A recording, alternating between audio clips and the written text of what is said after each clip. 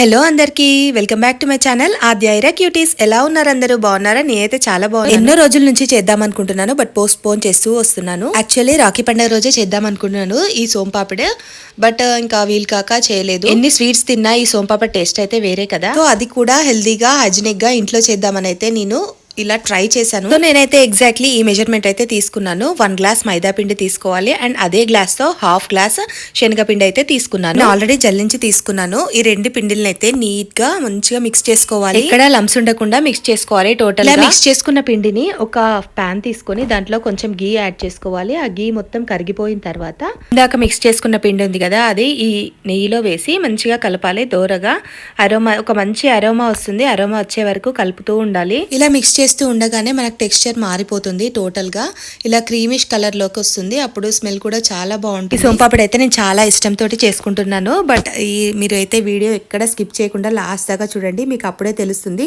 అసలు ఈ సోంపాపిడి చేయడం హిట్ అయిందా ఫ్లాప్ అయిందా. సో ఇంకా రోస్ట్ అయిన పిండిని అయితే పక్కకు పెట్టుకోవాలి. తర్వాత అదే గ్లాస్ తోటి ఇందాక పిండి తీసుకున్నాం కదా, అదే గ్లాస్ తోటి వన్ గ్లాస్ షుగర్ అండ్ ఇంకో హాఫ్ గ్లాస్ షుగర్ కూడా తీసుకోవాలి. టోటల్ 1.5 గ్లాస్ షుగర్ అయితే తీసుకోవాలి. అండ్ దాంట్లో 1 గ్లాస్ వాటర్ అయితే యాడ్ చేసుకొని ఇలా బాయిల్ చేసుకోవాలి.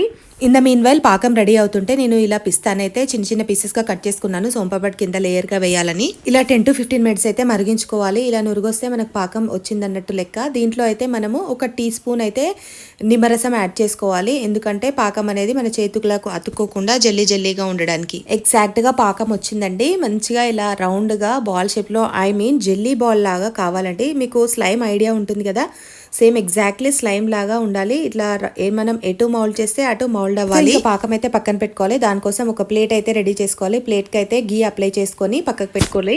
ఇంకా పాకం అయితే వేడిది అలానే ఆ గీ అప్లై చేసిన ప్లేట్ లో అయితే పోసేయాలి. చాలా హాట్ గా ఉంటుంది కాబట్టి మనం చేయి పెట్టకూడదు. సో ఇలానే పాకాన్ని అయితే మనం సైడ్ కి పెట్టేసుకోవాలి. ఒక 15 మినిట్స్ తర్వాత అయితే మంచిగా కూల్ అయిపోతుంది. ఈ లోపు అయితే నేను ఇలాచీని పౌడర్ చేసుకొని ఈ పిండిలో అయితే ఇందాక వేయించుకున్న పిండిలో అయితే యాడ్ చేస్తున్నాను.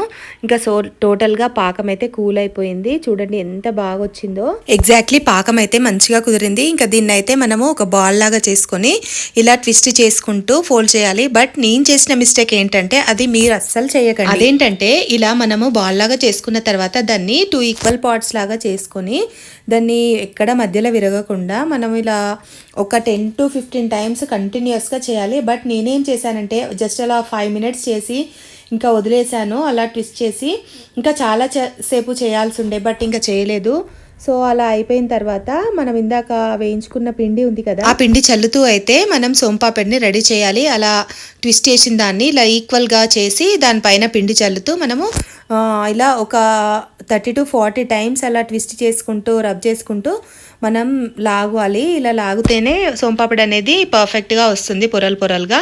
బట్ నేను చేసిన మిస్టేక్ మీకు అర్థమైపోయింది కదా. స్టార్టింగ్ అయితే పిండి వేయక ముందే చాలా ట్విస్ట్ చేయాలి, బట్ నేను అలా చేయలేదు. ఇంకా సోంపాపిడి అయితే రాలేదు. బట్ అలా రాలేదని అయితే నేను అస్సలు ఫీల్ కాలేదు. ఎందుకంటే ఈ సోంపాపిడి బదులు మాకైతే దూద్ పేడ లాగా సోంపాపిడి అనేది చిన్నగా కోవాలాగా చాలా బాగా వచ్చేసింది టేస్ట్.